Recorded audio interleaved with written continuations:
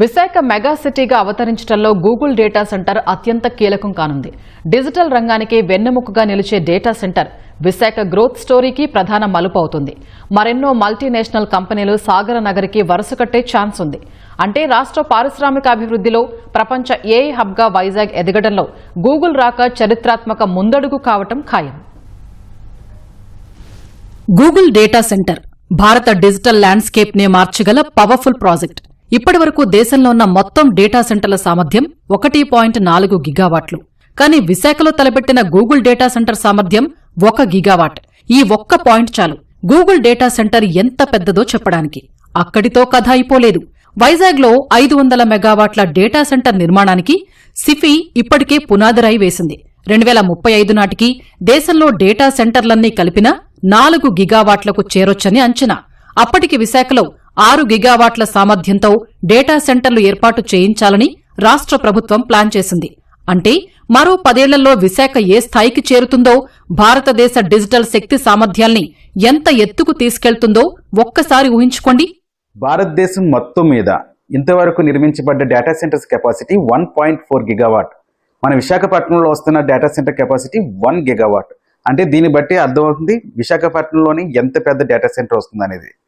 అదేవిధంగా 2030 సంవత్సరానికి భారతదేశం యొక్క టోటల్ డేటా సెంటర్స్ కెపాసిటీ ఇప్పుడున్న 1.4 గిగావాట్ నుంచి 4 గిగావాట్కి రీచ్ అవుతుందని ఒక అంచనా. ఇదే జరిగితే మన విశాఖపట్నం 25% కెపాసిటీ కలిగి ఉండి భారతదేశంలోనే అతిపెద్ద డేటా సెంటర్ వ్యవస్థగా అవతరించబోతుంది. డేటా సెంటర్తో సరిపెట్టడం లేదు గూగుల్. మెటాతో కలిసి సింగపూర్ నుంచి విశాఖకు సబ్సీ కేబుల్ వ్యవస్థను ఏర్పాటు చేస్తోంది. వైజాగ్లో కేబుల్ ల్యాండింగ్ సెంటర్ నిర్మాణ బాధ్యత సిఫీ తీసుకుంది. డేటా ట్రాన్స్మిషన్లో లెజెండ్గా ఉన్న ఎయిర్టెల్ ఈ ప్రాజెక్టులో భాగస్వామిగా ఉంది. డేటా సెంటర్లకు విద్యుత్ అవసరం బాగా ఎక్కువ. అందుకే గిగావాట్ సామర్థ్యంతో సోలార్ పవర్ ప్లాంట్ నిర్మాణం గూగుల్ ప్లాన్లో భాగమైంది. రెన్యూబుల్ ఎనర్జీ లీడర్గా పేరొందిన అదానీ సంస్థ పవర్ ప్లాంట్ నిర్మాణంలో పాలు పంచుకుంటోంది.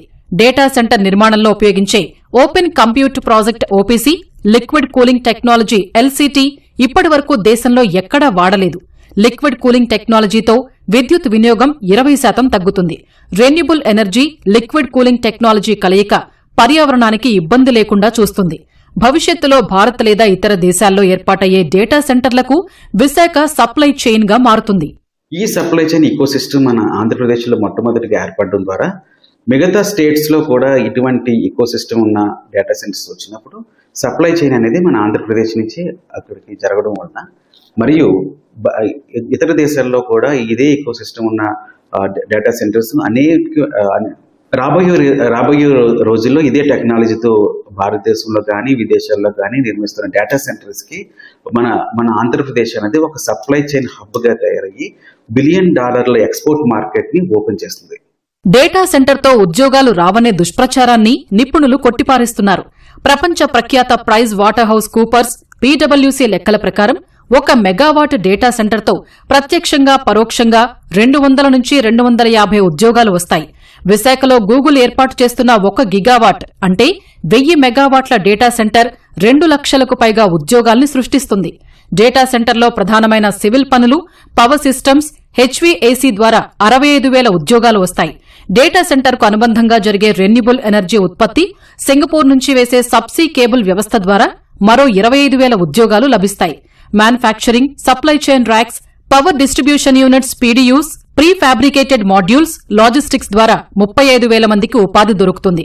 డిజిటల్ అండ్ కమ్యూనికేషన్ ఎకోసిస్టమ్ గా వ్యవహరించే క్లౌడ్ ఆపరేషన్స్ కు తోడు సైబర్ సెక్యూరిటీ, ఆతిథ్య, విద్యా రంగాల్లో మరో 75,000 ఉద్యోగ అవకాశాలు వస్తాయి.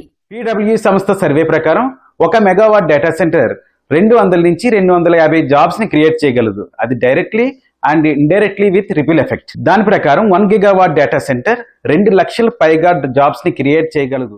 డేటా సెంటర్ నిర్మాణం, నిర్వహణకు data engineering, cloud infrastructure, security, algorithm development నైపుణ్యాలు అవసరం. ఇవన్నీ ఏఐ టెక్నాలజీతో ముడిపడిన అంశాలు. అంటే అమెరికా తర్వాత గూగుల్ నిర్మించే అతిపెద్ద డేటా సెంటర్తో విశాఖపట్నం ఏఐ టెక్ సిటీగాను ఎదుగుతుంది. అటు డేటా, ఇటు ఏఐ ఈ 2 పరిజ్ఞానాలు కలిగిన 1,00,000 నుంచి 1,50,000 మంది నిపుణులు వచ్చే 5 ఏళ్లలో భారత్కు అవసరం. ప్రపంచవ్యాప్తంగా 25 లక్షల నుంచి 30 లక్షల మంది నిపుణులు కావాలి. విశాఖ గూగుల్ డేటా సెంటర్ రాకతో నయా టెక్నాలజీల్ని అందిపుచ్చుకోవడంలో ఆంధ్రప్రదేశ్ విద్యార్థులు ముందుంటారు. Open computer project OCP, uptime institute ద్వారా వర్సిటీల్ని అనుసంధానిస్తే ప్రతిభావంతుల్ని గుర్తించి శిక్షణ ఇవ్వటం సులువవుతుంది. నైపుణ్యాల్ని ఒడిసిపట్టిన వారికి ఉద్యోగ అవకాశాలు ఎదురొస్తాయి. మన భారతదేశానికి రానున్న 5 సంవత్సరాల్లో 1 లక్ష నుంచి 1,50,000 మంది వరకు నిపుణుల అవసరం ఉంది. అలాగే గ్లోబల్ గా 25 లక్షల నుంచి 30 లక్షల వరకు నిపుణుల అవసరం ఉంది. ఈ అవసరతను ఆంధ్రప్రదేశ్ ఈ టెక్నాలజీలో ముందుగా ఉండడం వలన అనేక మందికి ట్రైనింగ్ ఇవ్వడం ద్వారా ఓసీపీ మరియు అప్టైమ్ వంటి సంస్థల ద్వారా మన ఆంధ్రప్రదేశ్లో ఉన్న యూనివర్సిటీస్ ని అనుసంధానించి మంచి టాలెంట్ పూల్ ని మరియు టాలెంట్ పైప్ లైన్స్ ని క్రియేట్ చేయొచ్చు. డేటా సెంటర్ ఏర్పాటుతో అధునాతన ఎకోసిస్టమ్ తయారవుతుంది. అప్పుడు వందలాది కంపెనీలు విశాఖకు తరలివస్తాయి. సెమీ కండక్టర్ చిప్ డిజైన్ సంస్థలు క్యూ కడతాయి. 2014-19 మధ్య కాలంలోనే కొన్ని చిప్ డిజైన్ కంపెనీలు ఇక్కడికి వచ్చాయి. ఇప్పుడు భారీ విస్తరణపై దృష్టి సారించాయి. గ్లోబల్ క్యాపబిలిటీ సెంటర్లు జీసీసీలు విశాఖ వైపు చూస్తున్నాయి. హార్డ్వేర్ మ్యానుఫ్యాక్చరింగ్ వ్యవస్థ తరలివచ్చే వీలుంది. డేటా సెంటర్ అందుబాటులోకొచ్చాక ప్రపంచ స్థాయి టెక్ నిపుణుల రాకపోకలు బాగా పెరుగుతాయి. దానివల్ల విశాఖకు ఎయిర్ కనెక్టివిటీ పెరుగుతుంది. పర్యాటకం, ఆతిథ్య రంగాలు దూసుకెళ్తాయి. హౌసింగ్, షాపింగ్, రిటైల్, ఎంటర్టైన్మెంట్ సహా అనేక వ్యవస్థలు అభివృద్ది చెందుతాయి. సో విశాఖ చుట్టూ ఒక కొత్త నగరమే రెడీ అవుతోంది. ఈ గూగుల్ అనే సంస్థ వస్తాం వల్ల రేపొద్దున దాని వెనకాల వచ్చే సంస్థల వల్ల హైదరాబాద్ ఎలాగైతే సైదరాబాద్ రాళ్ళు రప్పల కింద ఉండేదో ఇప్పుడు మీరు రాయదుర్గం ఆక్షన్ వేస్తే 1 ఎకరం 100 కోట్లకి 150 కోట్లకి వెళ్తావు. 5 సంవత్సరాలు 10 సంవత్సరాలు ఫ్రమ్ నౌ ఇక్కడ కూడా అదే పరిస్థితి. వాటర్ సప్లై వల్ల ఇన్కమ్ వస్తుంది, ఎలక్ట్రిసిటీ వల్ల ఇన్కమ్ వస్తుంది, అన్నింటిలోనే రాష్ట్ర ప్రభుత్వం ప్రాఫిట్ వస్తుంది. ఇచ్చింది 20,000 కోట్లైనా దానికి 10 రెట్లకి నెక్స్ట్ 10 years లో రాష్ట్ర ప్రభుత్వానికి వచ్చి 100% పాసిబిలిటీ ఉంది. ఒక్క డేటా సెంటర్తో ఇంత మార్పు నిజమేనా అంటే కళ్ల ముందు కనిపిస్తున్న సైబరాబాద్ సిటీనే సజీవ సాక్ష్యం. హైదరాబాద్ అభివృద్ది గురించి చెప్పాలంటే మైక్రోసాఫ్ట్ డెవలప్మెంట్ సెంటర్కు ముందు తర్వాత అనక తప్పదు. మైక్రోసాఫ్ట్ రాకతో హైదరాబాద్లో అత్యుత్తమ ఎకోసిస్టమ్ ఏర్పడింది. వేలాది కంపెనీలకు గమ్యస్థానమైంది. సంపద సృష్టి కేంద్రంగా అవతరించింది. 1,30,000 కోట్ల భారీ పెట్టుబడితో విశాఖలో గూగుల్ డేటా సెంటర్ ఏర్పాటు అచ్చం అలాంటిదే. గూగుల్ రాకతో ఏర్పడే ఎకోసిస్టమ్ వైజాగ్ రూపురేఖల్ని మార్చేయటం ఖాయం.